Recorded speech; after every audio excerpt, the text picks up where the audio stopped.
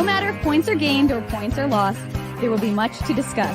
For analysis regarding tonight's Winnipeg Jets game, here are Dave Manouk, Ezra Ginsburg, and your host, Drew Mandel. The Illegal Curve post-game show starts now. Well, points were gained by both teams, but minutes of our lives may have been wasted in watching the entirety of that contest. But nonetheless, it is a victory for the Winnipeg Jets. Maybe not a victory for us at home, having to sit through it in what certainly was not the game of the day or the game of the year. Or the broadcast of the year. Well, you know what, whatever. That's a separate issue entirely. But at the very least, if you're going to have to watch the game, and if you're a fan of the Winnipeg Jets, you're much happier with that game ending with a victory than you are with any other result. And with that prelude out of the way, I say good evening, Winnipeg. Good evening, Manitoba. And for all that are joining us on our YouTube channel and all of our social media platforms, we say good evening, universe, and welcome to the Illegal Curve post-game show with Dave Manouk. I'm your host, Drew Mandel, back at it. We just finished about just under 6 hours ago, but right back in the saddle we go. That is what we do here at Illegal Curve. Nice to see so many of you joining us on this Saturday, late afternoon, early evening. We've had that debate before, Dave M., but I don't think we need to rehash it exactly what the time frame of the day is. No, you're right, Drew. And look, well, thank you everyone for sticking with us here at Illegal Curve Inc. I mean, it's been a long time. There will be some games that are even tighter than this one. This is a 2 o'clock start. There's an 11:30 start against Carolina. Right. And another one, is it, Drew, we talked about this already. I believe it's the Islanders game or something or Washington. Maybe Washington. I think there's also another either 11:30 or noon game. So there will be some even tighter turnarounds, but I don't know if those ones are Saturday. I think one of them might be Saturday. One of them is a Saturday. One of them is a Saturday. So you're going to literally look it up right now. You're going to literally finish the Illegal Curve Hockey Show. I may get the Illegal Curve Hockey Show podcast posted in that half an hour amount of time, and then puck drop, and then we'll be back here on the Illegal Curve post-game show. But that's not for right now. This is to focus, of course, on the hockey game we watched in Ottawa. You're talking about it's Saturday, March the 23rd. Okay. The Jets play at 12 noon on Long Island. So the Illegal Curve Hockey Show will end at 11 a.m. and then the Jets game will start an hour later. That's the day you're talking about, where it's going to be a real quick turnaround for us. Right. And then the 11:30 game, I don't believe. I think Sunday, it's a Monday the next or day. Sunday. Right. It's okay. the next day. Yeah. All right. So that we don't worry about that one. Maybe we'll do a pregame show. Who knows? But anyways, believe me, it'd be nice to have a pregame show that actually spoke about this hockey game as opposed to watching, what we watched today. But anyways, again, it's Hockey Day in Canada, Dave, or as I like to call it, H-Day. No, I'm not even going to say it. I was going to say it, but I'm not going to say it. I've been thinking about saying it all day, but I'm not going to use the acronym that only I invented. Yes, the one that you thought was very popular, but it turned out it was only popular with you in your framework. But I will say that I can say HNIC without any trouble. When it's Hockey Day in Canada, that might be where it gets a little bit risque on the acronym usage. Sure. Okay, there you go. But anyways, the fact of the matter is that, I mean, look, it was the one player, and I tweeted this from the Illegal Curve account. The one player who I thought was outstanding and deserves a steak dinner was Connor Hellebuyck. There's no question about it. We talk about him often, as he often likes to reference that Connor Hellebuyck loves the afternoon starts. Yeah. Well, it didn't appear the rest of the Jets love the afternoon starts because they didn't play a very good game. There was a lot to me, and again, I would be curious to know what others observed, but to me, there seemed to be a lot of standing around, a lot of watching by the Jets, and it really was Connor Hellebuyck keeping his team in it, especially during that PK specifically when they had a flurry of shots in the third period, late in the third period. There was an opportunity where, the Senators ring it off the post and then they get the puck quickly and Jets are standing around watching, almost like they thought the puck hit the post and went out of play. And good thing for Hellebuyck, he was still, in position because he makes a nice save and he stops the play. But to me, this game was all about Connor Hellebuyck, really, and the Jets just didn't look like they had that flow. And so it's been a little bit of a time here now where the Jets haven't been necessarily at their best. They keep that streak going against the Eastern Conference. 12-1-3, I believe, is their record now against the East. So they have a fantastic record against the Eastern Conference. But again, this is not a game, especially, and we'll talk about the special teams, Drew. No. Well, that's once again, And I know the Jets PK has been better, even though they've got a bad PK overall. And we've talked about this. It's not easy to get your PK when you've had half a season already. And it's in the late, in the 20s, I think they're 27th. They're at around 97% their last 7 or 8 games. They've been very good, but it's going to be hard to overcome the poor start. But the PK was good again. The power play, I think, left them wanting. And I jokingly said neither the Jets nor the Senators power play would be watched by video coaches and pointed to and say, do this. Well, I was I was thinking about it, and I was, thinking about the game and how we would talk about it and what to break down. And I mean, look, this game could have ended a lot quicker for the Winnipeg Jets if they just take advantage of the power play opportunities. And it's not like the Senators have, we talked about it this morning on the Illegal Curve Hockey Show. The Senators have one of the worst penalty kills in the league, and they take some of the most penalties in the entire NHL. So they put it on a platter for you, and the Jets couldn't take advantage of it. Now, they're not going to, had the game ended with a Jets defeat, then that would have been certainly a more significant talking point that another one of the games this year, and there's been a number of them where victory was there for them, but the special teams let them down. In this case, it would have been the power play. When Thomas Chabot takes a penalty 5.5 minutes in, then Brady Tkachuk takes that charging penalty in the first period. So you have multiple power play opportunities. Just take advantage of them. Right. That's all you have to do is you have to find a way to score on a bad team playing with a bad penalty kill. And the Jets weren't able to do that. Now, it doesn't end up biting them in the behind because of Nikolai Ehlers and his overtime winner, and we'll get to that. And, of course, because Connor Hellebuyck, when he plays an afternoon game, is the world's most powerful force, the likes of which we haven't seen, and mere mortals cannot comprehend the things that he can do when playing an afternoon game. But the Jets really, I mean, look, this had better be their worst game of the 4 that they have to play before the end, before the All-Star break and the bye week, because if it's not, they're going to lose.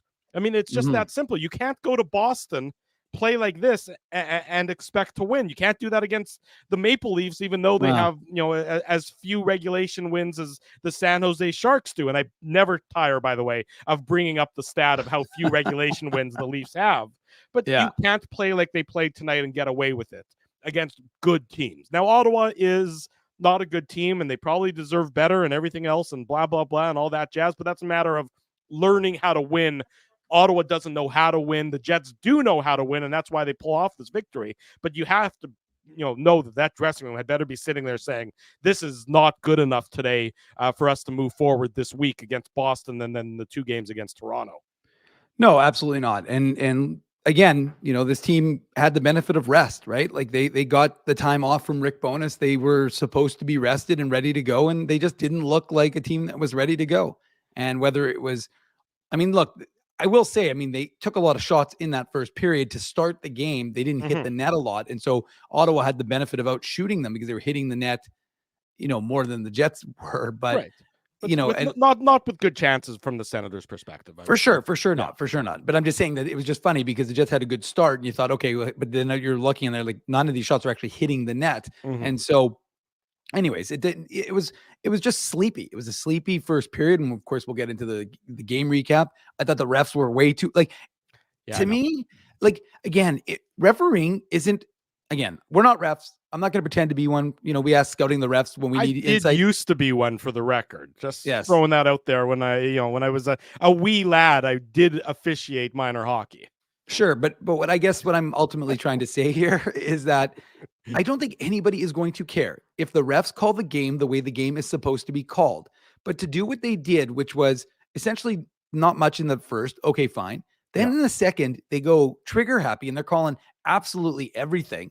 And then in the third, you put it away and it's like, what game are you watching? What am I supposed to be understanding here? And how is that any flow to a hockey game? And again, like I said, that's not said from a Jets perspective or a Senators perspective.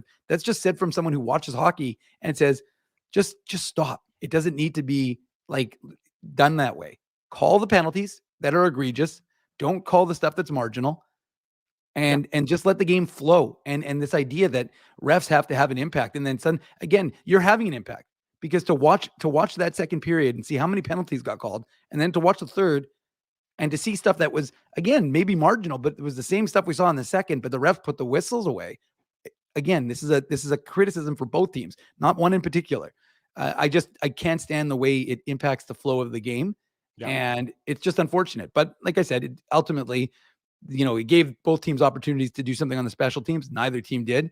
Neither team's power play. And I highlighted one of the comment, and I appreciate reminding folks to smash the like button. And for the record, if you listen on the podcast and you still have a YouTube channel, there's nothing stopping you from coming on here after the fact and smashing the like button. So you'll be number one times hard if you do that. Yeah. But no, what I was going to say, and that we highlighted the comment, is just the idea that like the Jets power play is not good and it needs work. And like, you can't stress it enough. Their 5-on-5 play has been fine, but it was been very good. Sorry. And it's funny because this was the 100th goal. That includes shootout goals, I should say, but the 100th goal again. So the Jets have joined the 100 club. Some would say it's their 99th because I think they're removing one of the shootout goals. But ultimately, I mean, again, to me, this team continues. I mean, 34 straight games now, Drew, without their one off the record of the set by the Minnesota Wild in 2014-15 of 35 straight games. And the Boston Bruins did it with 44 back in, your birth year, 28, 29 of the 1900s. And then I think that's what now the 14th, this is your big stat, the 14th straight game of allowing 2 goals or less. So, I mean, again, defensively, this team defensively has been good, despite the fact that there were some lapses tonight. And no, I was just going to say, but again, to me, I don't know that the forward lines are working. I think they need to be rejiggered a little bit because I don't think that what they've got, as they've got it constructed, is working. Look, it's not working. I think you're missing. Today was I don't say today was the first game that they evidently missed Mark Scheifele, because they definitely missed him against Philadelphia as well.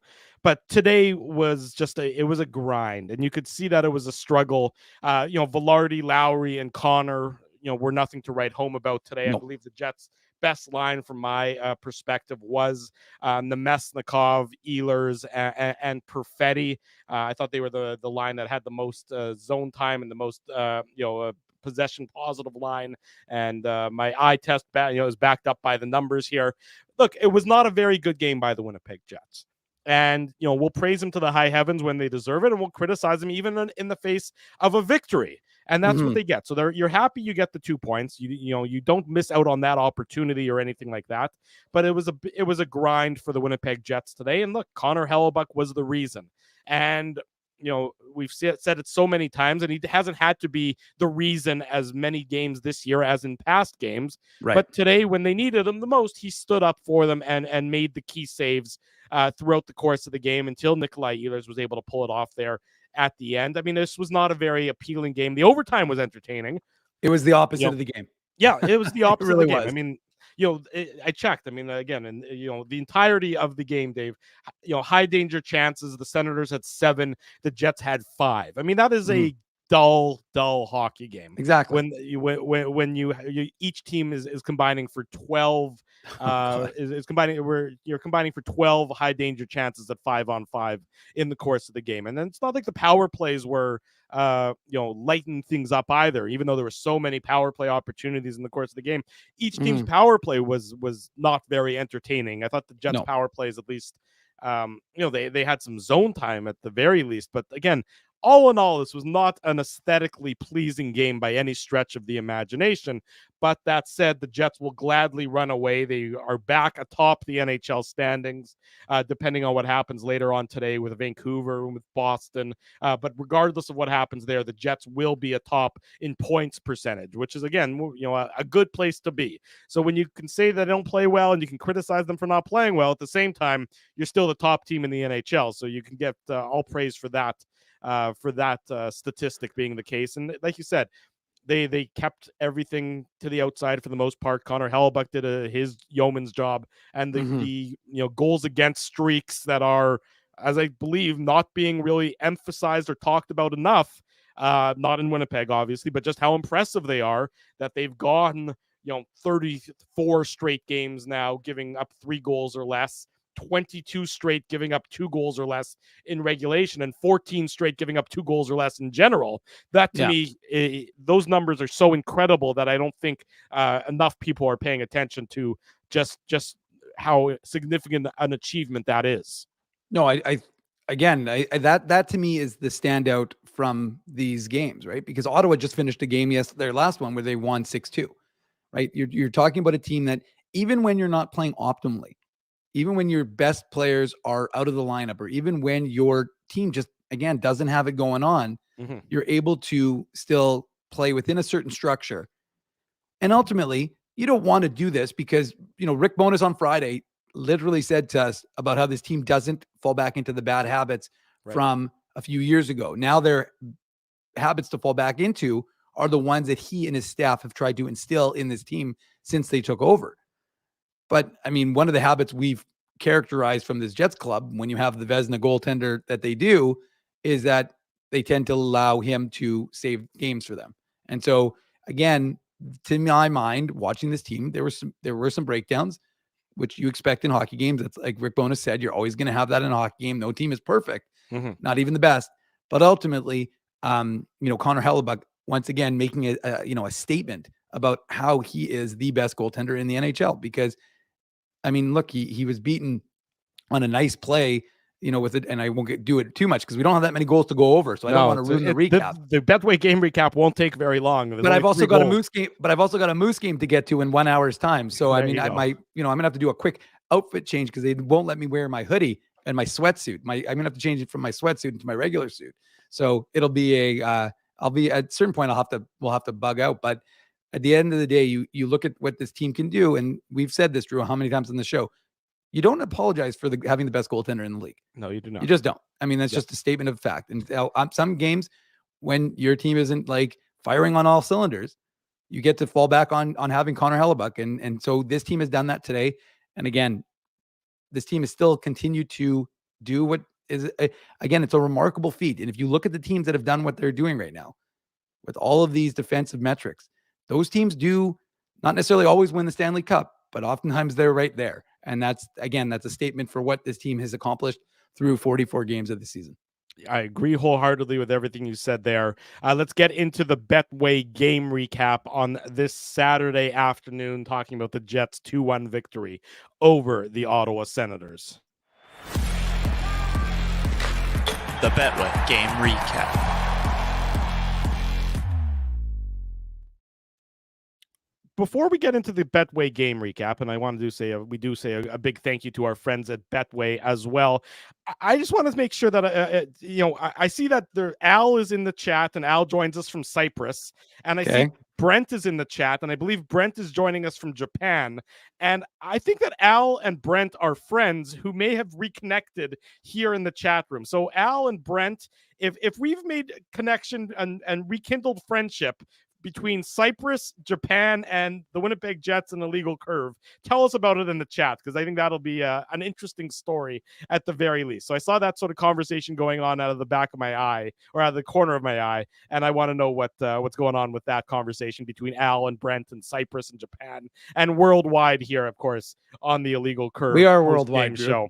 I know we are. That's the beauty of the internet, my friend. It is a Saturday afternoon. Drew Mandel, Dave Manouk with you here on this, the 20th day of January, talking about the Jets 2-1 victory over the Ottawa Senators. 3-2, Drew. I was getting ahead of myself. 2-1. My apologies. It is the Betway game recap. The scoring doesn't start till the second period, but that first period was nothing to write home about for either team. It was the proverbial feeling out period. The Jets getting a whopping 4 shots on goal, despite having 2 power play opportunities. The Senators getting 7 shots on goal, despite having 1 power play opportunity. It certainly was not a riveting first period. I thought the most entertaining part was Brendan Dillon standing up for Dominic Toninato after Brady Tkachuk shockingly had a questionable hit on a player, and Brendan Dillon coming up and standing up for his teammate after that penalty that he was assessed and the subsequent fight.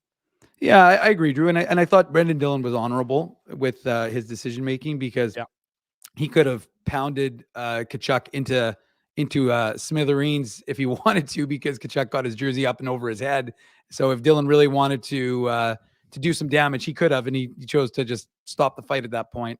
But no, I mean, of course, that's part and parcel to me to what this team is all about and how they stand up for each other and how they defend each other. And so he doesn't like the hit. And like I said, the one thing I hate in hockey, like when Brad Lambert got pulverized in Laval, you understand why the teams want to come to his defense, but it was a clean hit. There's nothing wrong with that hit. And so I don't like it when guys have to fight after delivering a clean hit, because otherwise, what's the point of having hitting in hockey? Right. But when you have a hit that is questionable, and Tkachuk is not exactly known as being the cleanest of players, that despite the fact that his mom was in attendance watching with all the other senators' moms before they go on the Sens mom's trip. Yeah. So, and she's of course I was going to say Winnipeg. she's a Winnipegger. Do you think she had felt any allegiance to Jets, or are you pretty sure No. she was cheering for the for think Brady not. and the Senators at that point in time? I'm pretty sure she was instrumental in getting Keith to sign that offer sheet from the Chicago Blackhawks, which I still haven't forgiven him for. But anyways, that's a story for another day. I'm joking, by the way. I don't know that she was instrumental in said offer sheet, which was that. What was that, like $6 million a year or something like that at the time? Something like I think that, it was like a 3-year deal at $6 million. But it was front loaded, if you remember. So that's how they, because the Jets were, of course, on their way out for this is Jets 1.0, and so they made it so that a lot of the money had to be paid by the team when it was still in Winnipeg, as opposed to when it had moved was going to move to Arizona. Yeah, but anyways, so look, I just like that he stands up for him, and I thought the comments by Brendan Dillon, I was going to save it for the second intermission, Drew, but I can read them now, because I like the way he spoke when he was actually doing his post-game interview, and he was asked about the Jets and having fun in Winnipeg. And so his comment was, "It's been a blast from day one of training camp. A lot of new faces here this year, but we're just having fun. We're enjoying it. We're playing a complete team game, and I think everyone's reaping the benefits individually." He went on to speak about how unselfish the team has been and praised head coach Rick Bowness for how he's, quote, running the ship the right way. And again, at this point, the Jets are up 1-0. So, I mean, I'm jumping ahead before we jump back, but I just think it speaks to, the way this team, again, even in the games that they're not loving overall, are just having a good time, and how they are like, I don't want to say a brotherhood, because I think every team's like that for the most part, but they just seem to have a lot of fun, this group. And, winning is, of course, a fun thing. This team doesn't do a lot of losing, of course. So, but I think it just spoke to the idea that this team is very connected. And so, and again, that now pulling it back to the Toninato. So you see Toninato kind of go down, holding his head a little bit. So he comes to his defense, and you like to see that from a guy like Brendan Dillon. Yeah, you're absolutely right. You do like to see that for Brendan Dillon standing up for his teammate in that instance. So no scoring after 20 minutes, certainly a dull 20 minutes. Ooh. Third, the second period wasn't much better. The Senators were certainly the better of the two teams in that second period, but the Jets do open the scoring, and it comes at the 14:35 mark of the second period. He's on a heater, Mason Appleton, after being snake bit for so many games. He finally gets off the schneid, and as it usually happens, they begin to come one after another. We'll see if there's another to come after that, but it is his 8th of the season, assist to Nino Niederreiter and Dylan Samberg, and it's a very nice play. It's a flip pass by Samberg that really starts it off, and then Niederreiter and Appleton is able to get to the middle of the ice, and he snipes it past Eunice Corpusalo, who actually played a pretty good game for the Senators, and it's 1-0 for the Jets at this point in time. Well, and did you see his numbers against the Jets, Drew? I mean, he's been very good against Winnipeg. I think he's won 4 of his last 5 games against the Jets. So Corpusalo is one of the guys who enjoys when the Winnipeg Jets are in town or coming to Winnipeg, of course, especially when it's -20. Who doesn't love that? But Mason Appleton, I mean, we talked about it. It's amazing because I was looking at the numbers. And, with the exception of the COVID shortened season when they only played 56 games, that was his best year, because he put out, I think he had 12 goals that year in 56 games. Of course, had they played more, he would have scored more, but he's on pace for 14. So it's amazing to see that a guy is about to hit a career high. Could hit a career high this year, despite the fact that he had a 25-game goalless drought in between his goal in the Islanders game and his last goal prior to that. So Mason Appleton, you can just see the joy level for him, at least, getting in on that. And to me, the impressive part about this, when I watched the replay of it just after the goal was scored, was every guy on that on the ice touch the puck. So sure, the assists go to Sandberg and Niederreiter, Right. but Toninato and Schmidt both played a role in directing that puck, up towards the ice, or I guess technically Toninato put it back, but or Schmidt put it back. But the point is that they eventually got it moving in the right direction. So it's a 200-foot goal, to your point, because it starts Mhm. behind the Jets net, or it starts right by Connor Hellebuyck with the breakout play. That's where the Jets, where now the Jets are also, I think, fortunate on this one, Dave, that Drake Batherson plays it in the way that he does, where he tries to jump to catch the puck or knock it down rather than sort of stay with his guy, that leads to the odd man rush. But for the Jets, you see them, the breakout, and everybody is supporting one another to get to that point where they're able to transition the puck well. So that is, to your point, I think, where the Jets are. That's a good sign for the Jets, and that there's still nobody's cheating there. They're focusing on the defensive side first. That eventually leads to the offensive opportunity. No, and that's exactly what it comes down to, right? Is the fact that you make the right reads, you play that puck well, and credit Dylan Sandberg. I jokingly said he may not score another goal this season, or a goal this season, but he's up to 12 assists, and it was a nice heads-up play. And whether he intended that pass to set up what obviously ultimately came about, which of course was the Niederreiter, was a 3-on-1 with Niederreiter, Toninato, and Appleton. It was a nice play, and it was a good, again, it was a good vision by the young man to kind of get that opportunity for his teammates. And, look, credit Niederreiter for passing it over to Appleton. And Appleton, again, when you're starting to feel a little bit better about your game, you start to, you're not tensing up. You're not holding on to the stick too tightly. And Appleton having scored that goal the last game, he scores a pretty nice goal for his 8th of the season. So he's feeling good, and the Jets are feeling good, because even if they're not playing the best period, they're up 1-0. Right. Good teams find a way, et cetera, et cetera. Because that, possession wise, that second period was pretty awful. The Jets only had 21% of the possession at 5-on-5 in that second period. So the Senators really were the better of the two teams. If it wasn't for Connor Hellebuyck, it could have been very much an Ottawa Senators lead rather than a Jets lead. Go ahead. Yeah, Dave. Well, I was going to say, and specifically going back to I don't remember which power player for the Senators or penalty kill for the Jets it was specifically, but there was the one where it was towards the end of the second, and literally the sound of the puck hitting Connor Hellebuyck's pad, it was like boom, makes the save, boom, makes the save. But it was unbelievable, because the Sens had great pressure and he was unbelievable. Yeah, well, that's Connor Hellebuyck in a nutshell for the Winnipeg Jets, and has been for many, many years. So 1-0 for the Jets after 20 minutes, and then the third period starts, and the question is, Drew, we're already into 40 minutes. What are you talking about? You said 20 minutes. Sorry, you're right, because there was nothing in that first period. We told you that the Betway game recap was Drew going to to be sleep. a relative. Yeah, well, the game put me to sleep a little bit. Thankfully, my daughter was listening to a podcast. And even though I offered her to put her headphones on, she decided she didn't want. She wanted Daddy to hear the podcast at the same time. And to be honest, the podcast was a lot more entertaining than different parts of this game. So thanks to Aaron for keeping me entertained that way. But 1-0 for the Jets, and then the Ottawa Senators, and they deservingly so, get a tying goal 4 minutes and 43 seconds into the third period. Ironically, it's after what I thought was one of the Jets' better shifts.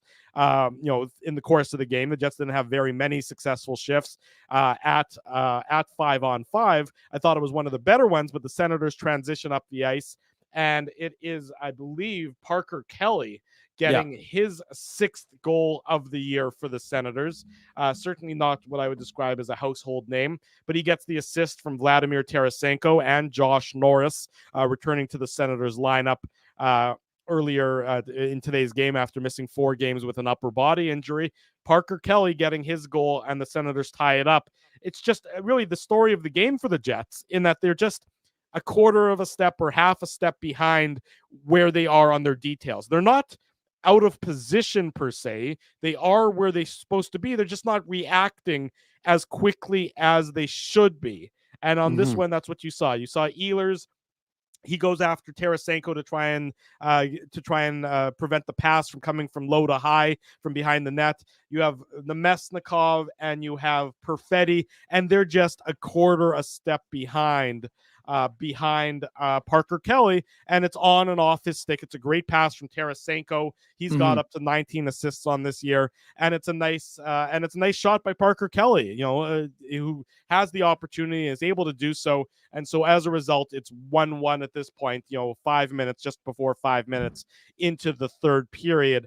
Big thank you to Mo for providing us with a little bit of cash, and shout out to Jeff Stern. If that's my cousin Jeff Stern, then yes, shout out to my cousin Jeff Stern as well. If it's a different Jeff Stern, then so be it as well. But we appreciate the support there, Mo, and I think I saw one from earlier from Perry William Cousin. Yeah. So thanks to Perry as well for lining our pockets with a little bit of cash. It's unnecessary, but it is always appreciated. It'll pay for some food and beverage for both of us over the course of this weekend. Actually, Drew, what it pays for is the streaming equipment that we're currently using. You know what I mean. Regardless, I do want to highlight this comment because it comes through Twitter, but it was funny because I got to give David Smith credit.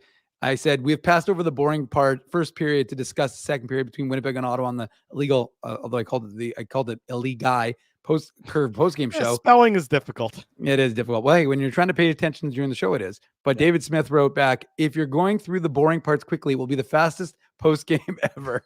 So that's a pretty good comment. Made me chuckle. Sorry. So let's get back to what was your question, Drew?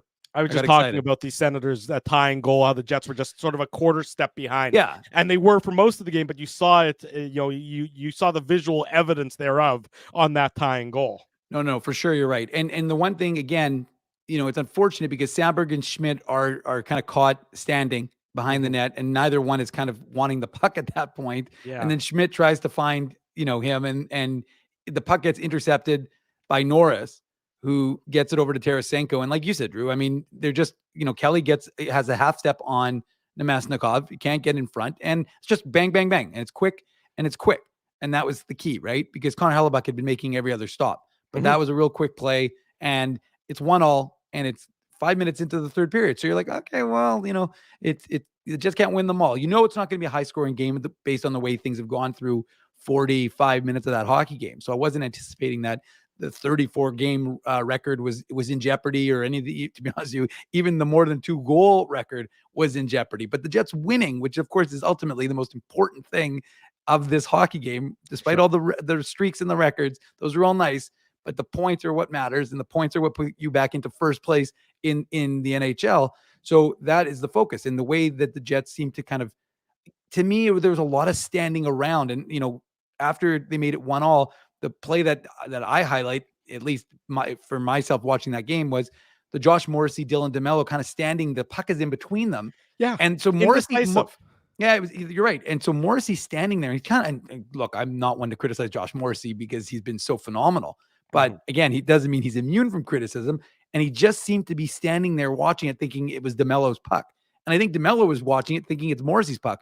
Well, the only guy who was thinking it's his puck was Brady Tkachuk. So he goes through both of them, sets up what could have been a very good chance for the Senators. And DeMello has to kind of make a diving play. But to me, that was kind of indicative of the way the Jets were standing around and watching throughout the course of this hockey game. And ultimately, you had to make some last second kind of heroics or a Connor Hellebuyck save to kind of bail your team out from some of the mistakes, the indecision, the indecisiveness that we saw in this hockey game. Yeah, the Jets were not sharp, and you're absolutely right. There were a number of indecisive plays throughout the course of the game that very easily could have bit the Jets in the behind. They didn't, which the Jets are fortunate for, but that certainly was not. It was not a pretty game by any stretch. I mean, and third period, look, Ottawa almost won the game.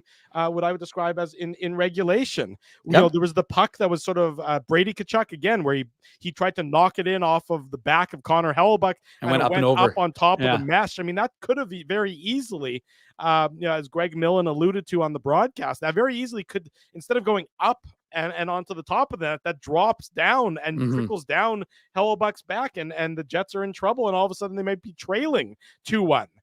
They get into the third, they get into overtime, and you certainly will take the 1 point at the very least because you haven't played very well.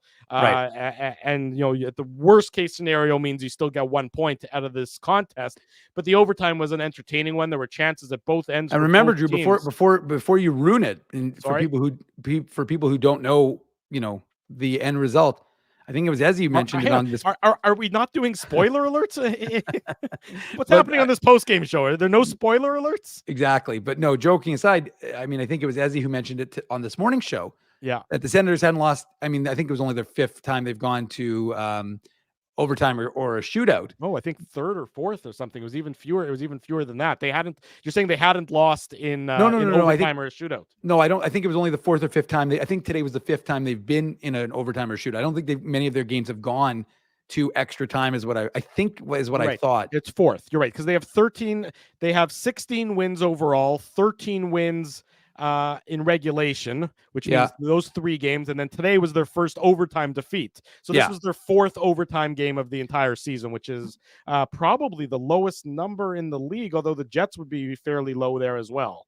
Yeah, and that was, I think that was the conversation we were having with Paulie. Now that I think about it, Paulie Edmonds, who met. So it was Paul. I gave Ezzy the credit, but it was actually Paul who Don't give Ezzy any credit. I will try to remove that, but it was Paul who made the comment about overtime and special teams, and I'm pretty sure.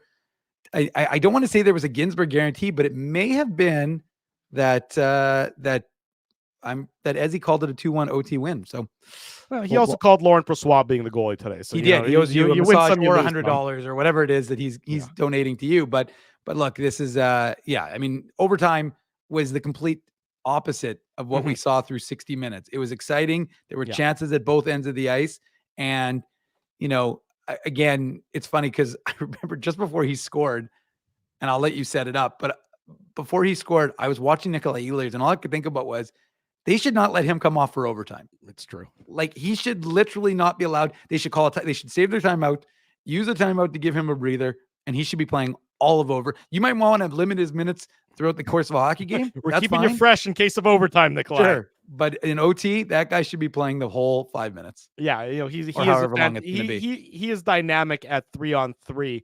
And you mentioned timeouts. Credit to Rick Bowness, he did take that timeout. Yeah. When there was a defensive zone draw, I believe it was going to be next to Connor Hellebuyck after Hellebuyck made the save. He took a timeout. The Jets won that faceoff, which again calmed things down and settled things down. And before we get into the Ehlers overtime winner, spoiler alert, something to keep an eye on. Gabe Vilardi did not play in overtime for the Winnipeg Jets. So that is something that is, I don't know if that's an injury-related issue, or what was going on there, but it is worth noting that Gabe Vilardi did not have any overtime shifts for the Jets, which is a bit of a surprise because you think, maybe overtime that isn't necessarily where he's best suited, because it's more, more of a speed, so throw Adam Lowry. You want speed? Wait. Yeah, Lowry. But they want to win the faceoffs. I understand. I'm joking. Yeah, that was a faceoff related thing. Because I don't think Nino Niederreiter didn't play in overtime either. So again, not those two guys aren't necessarily the fastest players that the Jets have, but it was very much Kyle Connor, Nikolai Ehlers. Those guys were the horses for the Winnipeg Jets in overtime. So much so that Nikolai Ehlers ended the game for the Jets at the 4:12 mark. He puts the Jets in the winning side of the ledger, and he's also the Seagram shot of the game. The Seagram shot of the game. Big thanks to our friends at Seagrams for their continued support of the Illegal Curve post-game show. If you're not doing dry January, or maybe you're doing a modified version. You're obviously not, because you were drinking an icy. And I have my Fireball here as well. No, I'm not doing dry January. I like to keep a nice steady buzz on throughout the course of the 12 months of the year. That's my baseline. But if you are having a beverage in tonight's post-game festivities, or whatever you're up to tonight, may we recommend one of the fine Seagram products, Seagram's 83, Seagram's VO, or of course the Fireball that I had handy. Our friends at Seagram's are proud supporters of the Illegal Curve post-game show. Nikolai Ehlers at 3-on-3 is just so much fun to watch, and he makes Jacob Chychrun just look silly. When you're flat-footed and Nikolai Ehlers is coming at you with a head of speed, you are in a lot of trouble. And Ehlers just walks Jacob Chychrun and then goes to the backhand and fires it past Eunice Korpisalo, assistant Neil Pionk, and Vlad Nemesnikov. it's with 44 seconds to go in OT, and the Jets escape the nation's capital with a 2-1 victory as a result of the Ehlers goal, Dave. Well, first of all, and also Drew, you got to mention the kicking the puck up to his, from after he makes the move on Chikrin, he kicks the puck up to himself, and then he makes that backhand, as Don Cherry calls it, the hardest shot to block in hockey, and it was a beauty. I mean, it was that his 16th the goal of the season, 16th of the year. Yeah, I mean, this Nikolai Ehlers is again one of the most important players on this Jets club. I mean, it is what it is, and he is. You know, we've talked about it. Others have talked about it. You need a guy like this who's dynamic and can, do the things that he's able to do. And remember, he's not at 100% because it was like last week where he was dealing with an upper body that made him questionable. Of course, he scored, I think, the game winner against Chicago, but he's been dealing with something. So he's not at 100%. Then again, it's that point of the season, 44 games through, where nobody is at 100%. But that's why you got to get through this week. And then you get your week off, your 10 days off, whatever it might be. Then you get a little bit of a break. Yeah, no, and so to me, it was a unbelievable play by Ehlers. I mean, you just can't. The superlatives, as Drew Mindell would like to say, are plenty to describe how significant this guy was and how significant that goal was. And look, it's 3-on-3. Like, anything can happen. And Kyle Connor had chances, but to me, it felt like it was a Connor or Ehlers type of situation where they were going to have a chance to end it. And sure enough, Nikolai Ehlers does. I believe that was, I could be wrong. I think I said his 32nd, but it's either his 32nd or 33rd game-winning goal, which is 4th all-time on the Jets. Kyle Connor, no surprise, has 47. Mark Scheifele, 46. Blake Wheeler, 41. And Nikolai Ehlers in 4th with 32 or 33. So, I mean, no surprise, right? That Nikolai Ehlers would get that opportunity. And just a highlight reel goal. And again, I think to me, a testament of this Jets club, which even in games they don't deserve to win, they're winning, right? Like, this is something we probably wouldn't have seen in years past in a game where they lose this game in regulation last year. Right.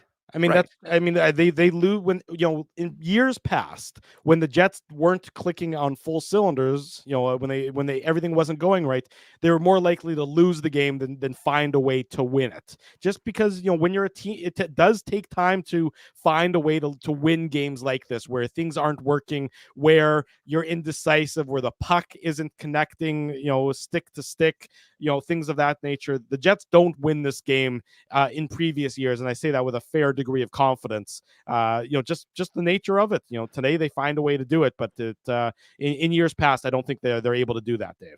Yeah, and I'm going to highlight this comment from Joe Phoenix because I agree. And you mentioned we talked about it earlier, but it's definitely no question that you're missing your number one center, and that's it. It was evident, like you said, Drew, earlier in the show. It was evident that you were missing Mark Scheifele. I jokingly tweeted at a certain point, maybe it was in the second period, I said, if folks remember when Elaine did the get well soon, we want you to get well from Seinfeld, they may want to start singing that to Mark Scheifele, and we'll see again. Jets are scheduled right now to practice tomorrow in Boston.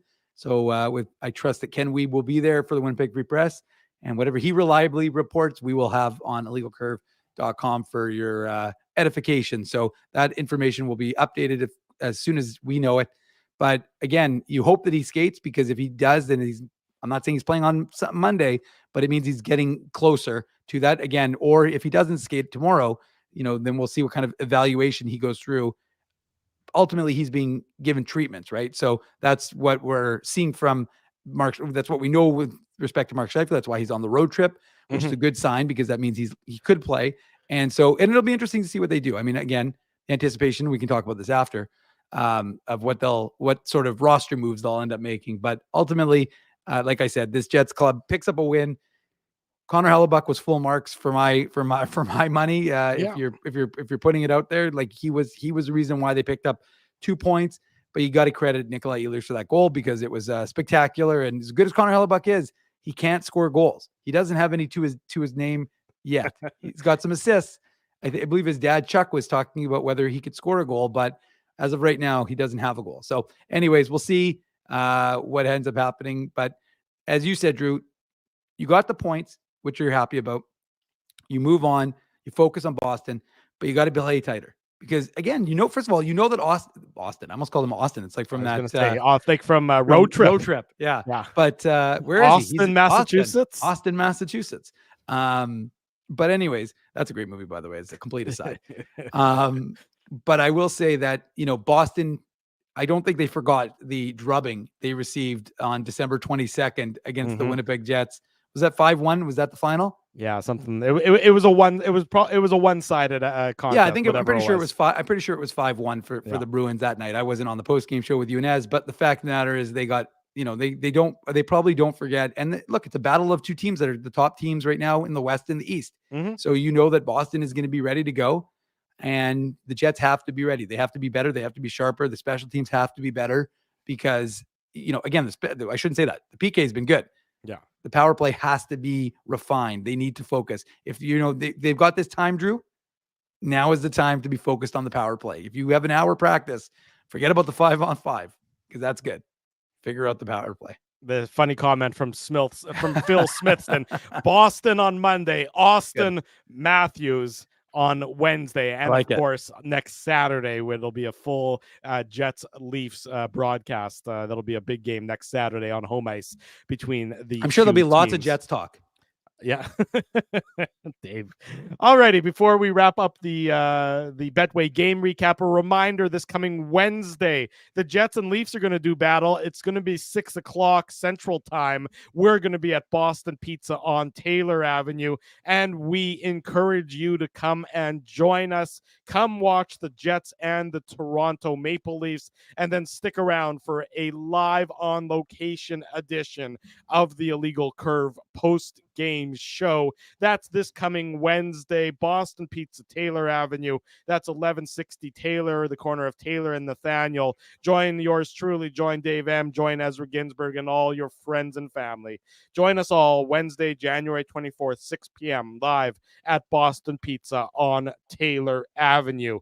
The Jets win 2-1, not the prettiest victory, but a victory nonetheless. The Illegal Curve post-game show rolls on. Don't go anywhere. Drew Mandel, Dave Manouk with you. Bottom of the 5:00 hour on this Saturday evening. Your coworkers love you because you always make them laugh. You're the life of the party with stories that have them rolling on the floor. Or maybe you're just the quiet one in the corner with the one-liners that just slay. Do you have what it takes to become Winnipeg's funniest person with a day job? Try your luck. Hit the stage at Rumors Comedy Club, and you could be walking away with $1,000 cash. Winnipeg's funniest person with a day job. Presented by Rumors. For all the details, head to rumorscomedyclub.com. You guys ever wish for a game changer in life?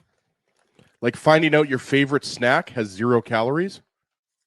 Or discovering the mute button on Ezzy? Picture this, a secret weapon for parking, where you can book a spot a whole month in advance. Tell me more, Drew. Pre-book your parking at really low rates, or maybe even for free if you use the code Illegal Curve. Free? What is this, sorcery? The Grid Park app. It's a real secret weapon that has affordable game day parking, and to sweeten the deal even more, I love sweets. Our listeners can use the code Illegal Curve to park for free. Holy Zamboni. Tell me about it. Just download Grid Park, GRYD Park, and use the code Illegal Curve, all one word, to park for free. The game can change just like that. Accidents happen when you aren't protected. So now what? Getting to your injury quickly can make all the difference. Help prevent them from being game changers with Linden Market Dental Center. Bonding, crowns, bridges, and dental implants. State-of-the-art treatments are available to help you get back in the game. To learn more, visit LindenMarketDentalCenter.com. Creating smiles for life. This January at Boston Pizza, every day is Pasta Tuesday. That means BP's famous pastas start at just $11.99 every single day. Create your own or go gourmet for just a few bucks more. Come on in for Pasta Tuesday pricing any day. Only this January at Boston Pizza. Whoa, Ezzy, everything okay? You look stressed. Of course I'm stressed. We're moving, the house is upside down, the kids failed miserably at packing the fine china, and my life is in chaos. Chaos! Yes, that does sound like a problem. What am I going to do?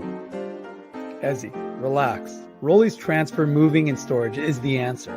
With 60 years of experience in moving Manitobans and a track record of exemplary customer service, one call to Rolly's and your stress is gone. No job is too big or too small. Just visit Rollies.com and they will take it from there. Thanks, Dave, and thank you, Rollies Transfer Moving and Storage, online at Rollies.com. For 3 generations and over 80 years, Tough Duck has been making apparel that works and plays as hard as the people who wear it. From jackets to work boots and everything in between, Tough Duck's clothing can handle the harshest environments, even the illegal curve hockey show. Work to live, live to play. Visit toughduck.com.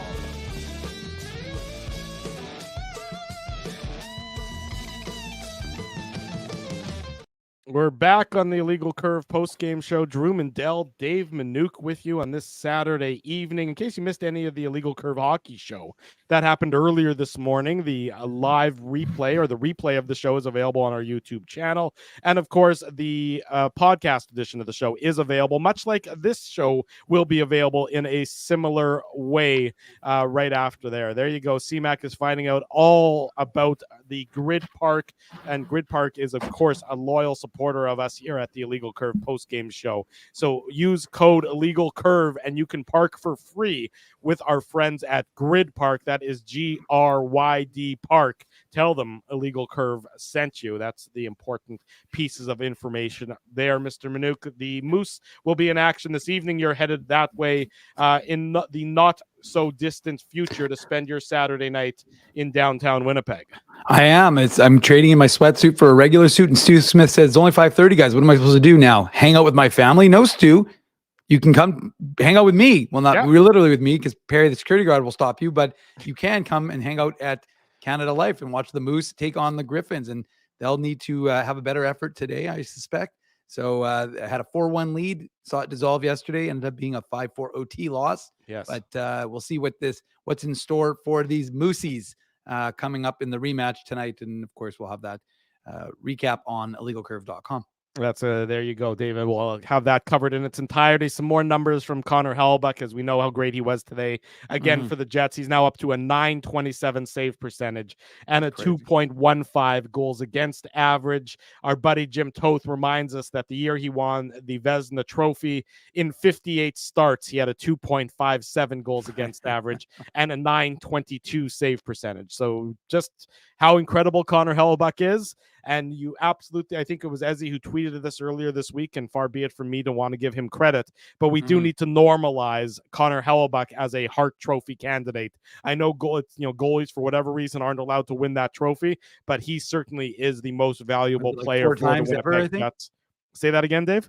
I think it's only been 4 times ever, something like that. But if not Hellebuyck, then whom? Because right now he has been that good for the Winnipeg Jets. Tough Duck, hardest hitting comment. We need to do that before we can wrap tonight's post-game show. The Tough Duck hardest hitting comment. We're going to give tonight's Tough Duck hardest hitting comment to Shane Dog Winnipeg. Now, I don't know if Shane is actually a dog who can type, which would be pretty cool, or if Shane has a dog named, has a dog named Winnipeg, whatever it might be. Shane Dog Winnipeg says this OT winner had to come from a one-man effort because the Jets refused to go to the front of the net where goals are typically scored. And I tend to agree. This was not the Jets' best effort in terms of getting traffic in front of the net and making things difficult for Jonas Korpisalo. But Nikolai Ehlers said, don't worry about it, guys. I'll do it on my own, walking Jacob Trickren and then beating him with a backhand. So Shane Dog Winnipeg, congratulations on your victory in tonight's Tough Duck hardest hitting comment.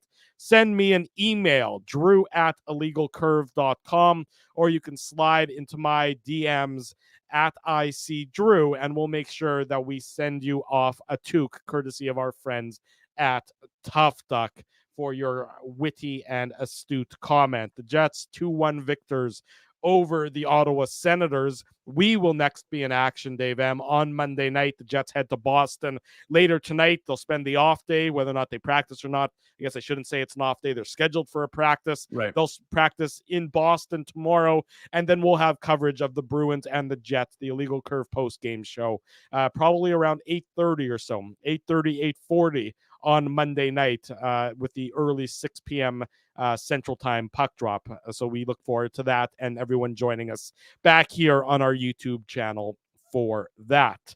As we mentioned, Dave M's going to have coverage of tonight's Moose game, so you can stay tuned to @ICDave and, of course, illegalcurve.com for all the latest on the Manitoba Moose, as well as the latest. Go ahead.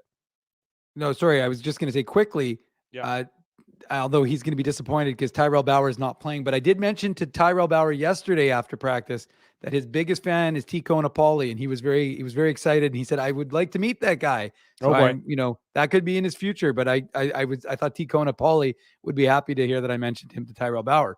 So T. Conapoli is Tyrell Bauer is very familiar with T. Kona. Paulie. You're creating a bromance right before our very eyes. You got there's Brent in Japan and Al in Cyprus and Dave and Tyrell Bauer and T. Conapoli all together. It's a beautiful thing that we're seeing here on Illegal Curve. Big thanks to all of our sponsors: Rumors Restaurant Frosty, and Comedy Club. Oh, sorry, where's Frosty? Did he put it up there already? No, he hasn't put it up there yet. There you go. Wherever Frosty is, we'll get him to put it up. Rumors Restaurant and Comedy Club. Of course, I've been drinking this delicious Farmery beer throughout the course of the podcast. That is Illegal Curve beer, available at Farmery Brewing, number 2 Donald Street, or on all of your delivery apps. Get yourself some delicious ice cold Illegal Curve lager. A great way to spend a Saturday evening. Grid Park. Use code Illegal Curve to park for free. Our friends at Linden Market Dental Center. Zappia Group Realty, Betway, they're the title sponsor of this post-game show.